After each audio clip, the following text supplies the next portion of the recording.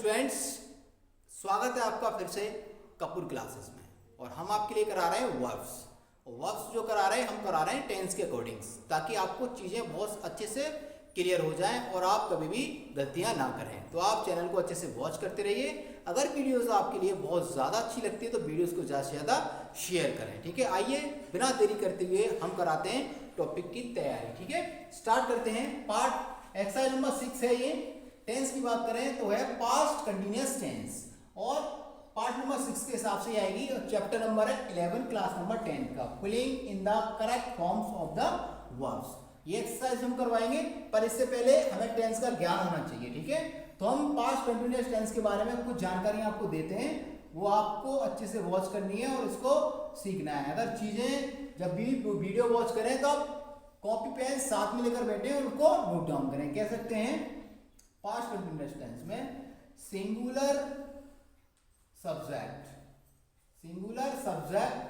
के साथ, अब आपको पता है सिंगुलर क्या होता है, ही सी इट होता है और अकेला होता है।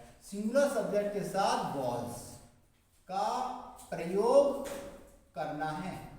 ठीक है, आपको क्या करना है, सिंगुलर सब्जेक्ट के साथ आपको वॉज का प्रयोग करना है। और एक और बात सबसे इंपॉर्टेंट, देखिए आई भी पास्ट टेंस में सिंगुलर होता है, तो आई, ही, सी और इट, और बाकी जो अकेला होगा वो सब क्या होगा, सिंगुलर होगा, और उसके साथ आपको लगाना है वॉज। क्लियर होगी बात नोट नंबर 1 की। अब 2 की बात करें तो 2 में क्या होता है कि प्लूरल सब्जेक्ट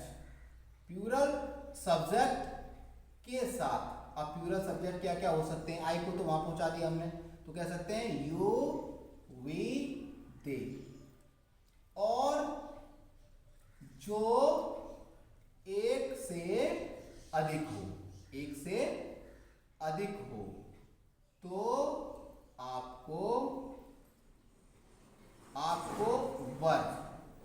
वर का प्रयोग करना है। क्या का प्रयोग करना है, फिर आपको वर का प्रयोग करना है। अगर प्लूरल नंबर है तो आपको लगाना है वर। ठीक है, ये बात समझ में आ गई आपको।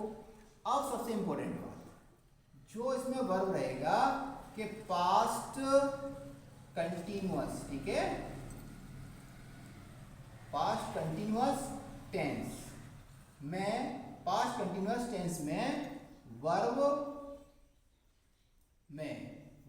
में कह सकते हैं वर्ब की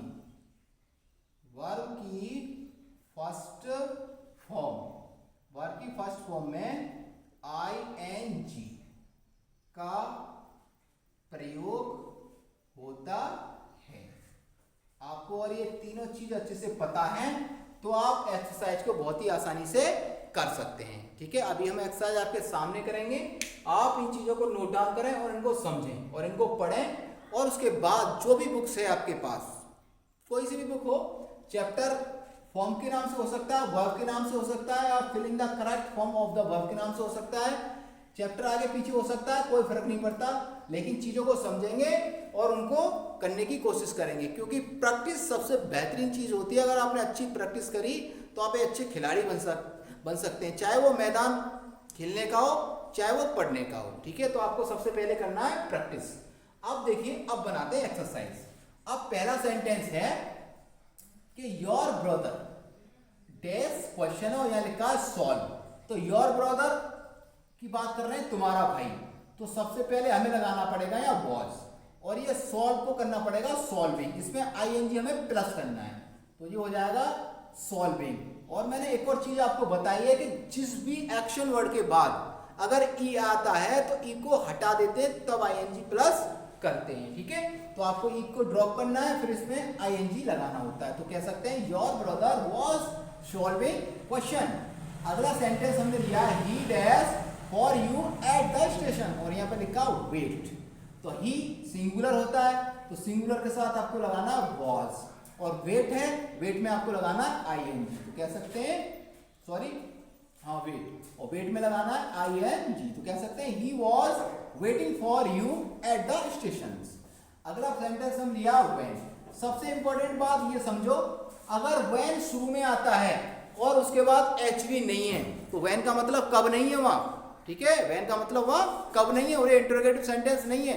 व्हेन का मतलब वहाँ जब होता है। क्या होता है? जब होता है। तो इसका मतलब जब है आई शो हिम, कॉमा लगा, एक सेंटेंस कंप्लीट होगा, ही लिखा, और ही होता है सिंगुलर, तो आपको लगाना है वॉज, उसके बाद स्लीपिंग, स्लीप लिखा तो स्लीप को कर देंगे स्लीपिंग।